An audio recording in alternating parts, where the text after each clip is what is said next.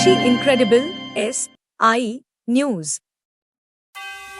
दिव्य ज्योति जागृति संस्थान द्वारा 22 से 26 दिसंबर 2025 तक श्री राम लीला मैदान मानसरोवर सूर्य कुंड में 5 दिवसीय श्री हरि कथा आयोजित की जाएगी। कार्यक्रम प्रतिदिन दोपहर 2 से साढ़े 5 बजे तक चलेगा, जिसमें दिव्य गुरु श्री आशुतोष महाराज जी की शिष्या साध्वी अनंता भारती जी कथा का वाचन करेंगी।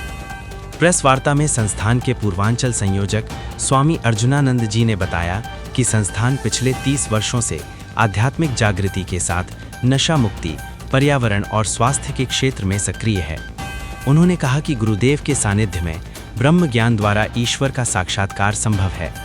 तारामंडल स्थित आश्रम में हर रविवार सत्संग और दूसरे रविवार को विशाल भंडारा भी आयोजित होता है। उन्होंने श्रद्धालुओं से कथा में पहुंचकर आध्यात्मिक लाभ उठाने की अपील की है। महाराज जी, कल से आपके संस्थान के द्वारा कार्यक्रम कराया जा रहा है सूरजकुंड स्थित रामलीला मैदान। क्या कार्यक्रम है और इसमें कौन से कथावाचक आ रहे हैं? हर हर महादेव, जय श्री राम।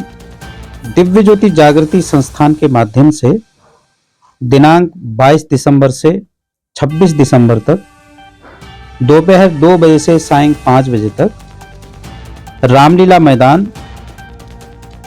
मानसरोवर सूर्यकुंड गोरखपुर, इस स्थान पर 5 दिवसीय श्री हरि कथा का भव्य आयोजन सुनिश्चित किया गया है। दिव्य गुरु श्री आशुतोष महाराज जी की साध्वी शिष्या साध्वी सुश्री अनंता भारती जी इस कथा का वाचन करेंगे। कल ही के दिवस में कार्यक्रम स्थल से एक भव्य शोभा यात्रा भी निकाली जाएगी। शोभा यात्रा इसलिए की जा रही है ताकि जनमानस में सत्य सनातन धर्म जागृत हो सके, और श्री हरि कथा करने का उद्देश्य यही है मानव समाज में कैसे सुख, शांति, सहानुभूति, सहनशीलता इत्यादि धर्म के गुण जागृत हो सके। आज मनुष्य विभिन्न प्रकार से दुखी है, परेशान है, मानसिक पीड़ाओं में गुजर रहा है, शारीरिक पीड़ाओं में गुजर रहा है।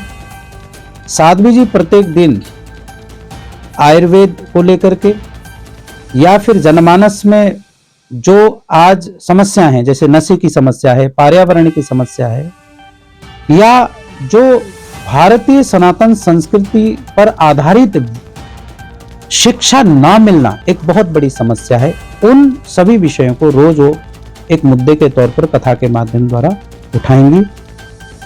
दिव्य गुरु श्री आशुतोष महाराज जी समस्त वेदों शास्त्रों पर आधारित वह आत्मज्ञान भी प्रदान करते हैं। संत कबीर जी ने बड़ा अच्छा कहा है, पानी में मीन प्यासी मोहे सुन सुन आवत हांसी, आत्मज्ञान बिना नर भटके कोई मथुरा कोई काशी। हम ईश्वर प्राप्त करने हेतु विभिन्न मार्ग अपनाते हैं। कोई तीर्थ जा रहा है, कोई पाठ पूजा कर रहा है, कोई गंगा में डुबकी लगा रहा है, अभी कुंभ का भी समय आ रहा है। विभिन्न प्रकार से हम कर्म कांडों के माध्यम से ईश्वर प्राप्ति करने का मार्ग अपनाते हैं, परंतु संत कबीर जी क्या बोलते हैं? आत्मज्ञान बिना नर भटके कोई मथुरा कोई काशी। आत्मज्ञान के बगैर मनुष्य भटक रहा है। वह आत्मज्ञान क्या है? तो शास्त्रों में लिखा है, अध्यात्म ज्ञान नित्यत्वम तत्व ज्ञानार्थ दर्शनम। अध्यात्म ज्ञान क्या है? वो सत्य है, सनातन है, नित्य है, जो कभी नहीं बदलता, और बिल्कुल प्रैक्टिकल मेटाफिजिक्स पर आधारित है, बिल्कुल साइंस पर आधारित है। जो भगवान कहते हैं तत्व दर्शनम, भगवान का तत्व रूप का दर्शन होता है। गुरु की कृपा से मानव दिव्य नेत्र के माध्यम से उस ईश्वर का दर्शन कर सकता है। इसी संदेश को लेकर के कथा व्यास जी गोरखपुर की पावन धरती पर उपस्थित हो रही हैं, और इसका संदेश पूरे गोरखपुर वासियों को है, और हम गोरखपुर वासियों को आह्वान करते हैं इस कॉन्फ्रेंस के माध्यम से कि आप सभी इस कथा में आएं, आध्यात्मिक लाभ उठाएं। कल से शुरू होने वाली ये कथा कितने दिनों तक चलेगी? ये कल से प्रारंभ होगी, 5 दिनों तक चलेगी, और उसके बाद कथा को समापन किया जाएगा। कथा का 2 बजे से लेकर के 5 बजे तक का। क्योंकि शहर के तमाम लोग उस रामलीला मैदान में आएंगे, कुछ खास अपील जो तमाम श्रद्धालु आपको सुनने आएंगे वहां पर? हमने कहा है कॉन्फ्रेंस के माध्यम से और कॉन्फ्रेंस करने का भी यही उद्देश्य है कि समस्त गोरखपुर जो कि गोरखनाथ बाबा की धरती है, भगवान शिव की धरती है, सभी आध्यात्मिक लोग हैं यहाँ पर, भक्त हैं, उन सभी भक्तों से, उन कथा पिपासुओं से मैं यही निवेदन, आह्वान, अपील करना चाहूंगा, इस कथा में आप आएं। दिव्य गुरु की साध्वी शिष्या अनंता भारती जी बहुत सुंदर कथा बांचती हैं, वो आएंगे और आपको कथा रसमान करवाएंगे। तो आप आएं और कथा को श्रवण करें। कथा से जीवन उद्धार होता है, परिवर्तित होता है। मनुष्य जीवन को सुधारना है, मनुष्य जीवन को सशक्त, शक्तिवान बनाना है, तो सत्संग से अवश्य मनुष्य को जुड़ना चाहिए, क्योंकि मनुष्य आज संस्कारों से विहीन होता हुआ नजर आता है। संस्कार जागृत कैसे होंगे? वो सत्संग से जागृत होंगे। और सत्संग कहाँ से मिलेगा? सन्यासियों के माध्यम द्वारा मिलेगा। तो ये बहुत अच्छा सुमेल है ये, कि सन्यासी भी हैं, सत्संग भी हैं, जिससे संस्कारों का जागरण होगा और इसी से मानव समाज का भला भी होगा।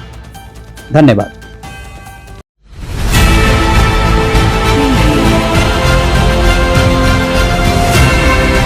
और नीचे जो वो सब्सक्राइब का बटन है ना, उसको हिट करो, जल्दी से करो सब्सक्राइब।